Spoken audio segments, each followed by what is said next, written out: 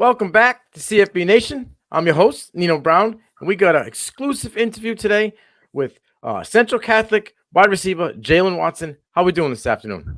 I'm doing good. How about you? Good. I can't complain. Beginning of the week, just Yes, grinding sir. it out. I know you know the deal. You're always grinding it as well, always working. Yes, sir. Um, Got you. we know you're a busy guy. We really appreciate you taking the time out to do this interview with CFB Nation. Mhm. I'm going to start off real quick with a couple rapid fire questions just to get you loose. All right. What's the top track in the earbuds right now? Top track right now, I have to say probably Hot Boy by Another Wick and Little Baby. Okay. All right. That's the third time I've got that. People be loving that track. Yeah. What's your all-time favorite snack? Snack, fried fruit snacks.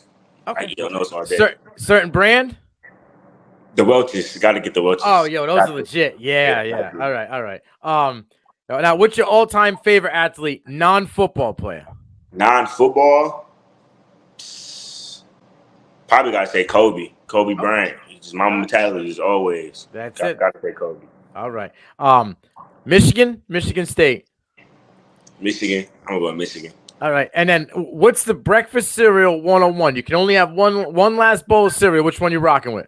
Cinnamon Toast Crunch. Since I was a kid, always. That was quick right off the top. You were ready for that one. Yeah, always. All right. Now you grew up in Michigan, close to Detroit, River Road, around that area. Population around 8K. Describe what football life is like in Detroit. And are you a Lions fan by any chance? Lions fan, I say, yeah, a little bit. A little disappointed ever since I've been growing up. It's my hometown, so I'm rocking my whole town always. But growing up, it was nothing but football, honestly, nothing but sports. Growing up, everybody always outside, meeting friends, you playing pick 'em up, mess 'em up, you playing basketball. It was just growing up was nothing but sports, nothing but kids just always want to be outside, wanting to just be the best they can be. So me growing up, my dad, he always had me in every sport. I played track, baseball, basketball, football. So growing up, it's been nothing but that, just nothing but hard work my whole life growing up. All right. So you ran through a number of sports, obviously baseball, basketball, track. When did you fall in love with football? Honestly, for me, it actually came kind of late. Honestly, I'll say about 12, 13 years old when I actually see myself actually getting better at it.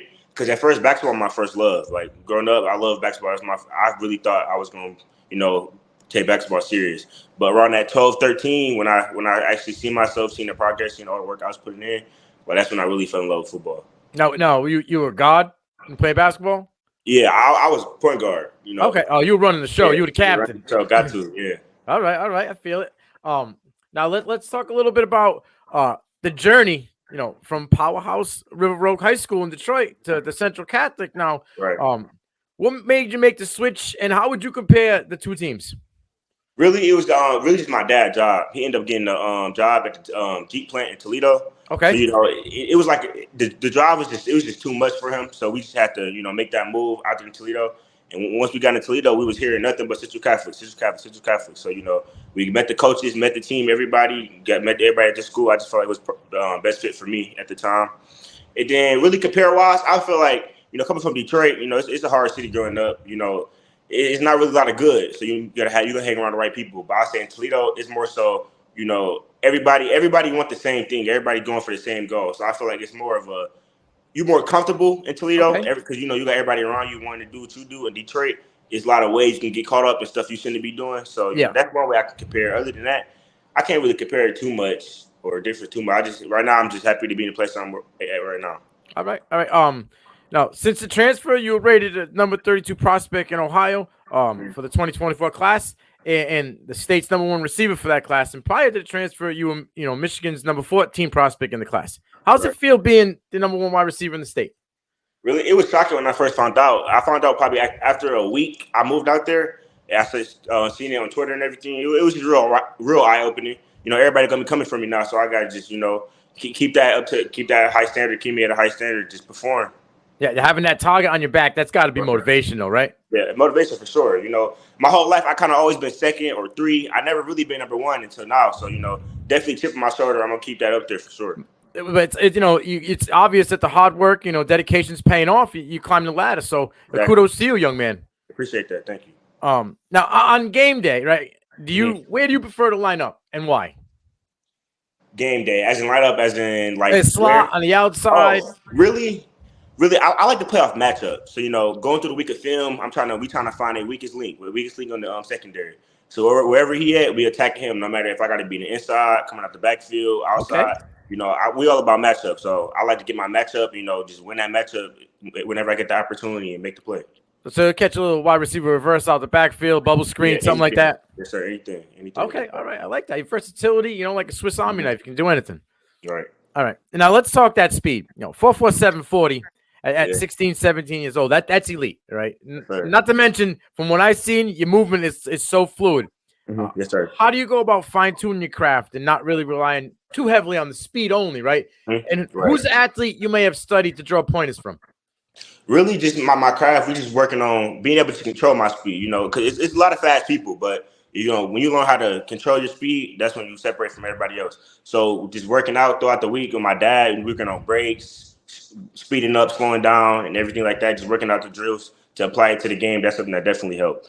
And the athlete, actually, honestly, I would say my dad. My dad, He was super fast like me growing up. So and he ran track. He was all stay in track and everything. So coming from somebody so close and him being able to tell me what to do, how to do it, when to do it, it's just so helpful, and I can easily apply it to my game. So that speed that I was just talking about, and I seen on tape a little bit. I was down at in Alabama for the Senior Bowl this past year, and there was a gentleman. I'm a big fan of it, but the speed that everybody's got speed, but not everybody can control it. You kind of give me a little bit of the vibe that he had, and that being this guy that just got drafted in Tank Dell off the line. You got that juice, right? You got that movement, and you can control it, like you said. So controlling it also causes separation, which I like.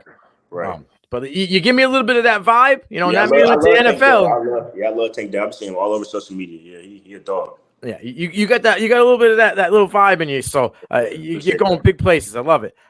You receive offers from P5 schools such as Maryland, Louisville, West Virginia, Minnesota, Cincinnati, and you got the shirt on most recently. I was about to say Iowa.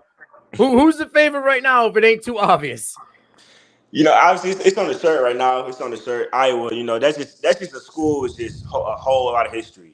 A whole lot. And then my uncle Fred Russell, he played running back there. So it's just a lot of connections. It's just a lot of things. The coaching staff been there for over 20 years. Right. So that's something you want looking at the next level. It's just everything. A lot of connections. It's just a lot, man. I'm just grateful to finally receive that offer from Iowa. You beat me to it because my next question was about Fred, right? He was at Iowa. Has he talked to you about like the tradition there and his time at Iowa? Right. Being my uncle, man, he been in my life ever since me playing football. He always been right there. Him, my dad, and that's all he talked about is Iowa. So when he found out I was actually going down to camp, man, he was blowing my dad phone up for like 48 hours, like the whole time. And especially when he seen I got the offer, we talked for like 2 hours straight. He just explaining everything from the coaches to the classroom to the campus, everything. He had nothing but great things to say about Iowa. So definitely having him in my corner is definitely a helpful resource I can have. All right. That's awesome to hear. Now, we're talking Iowa, and I did a little, diving in to get some information.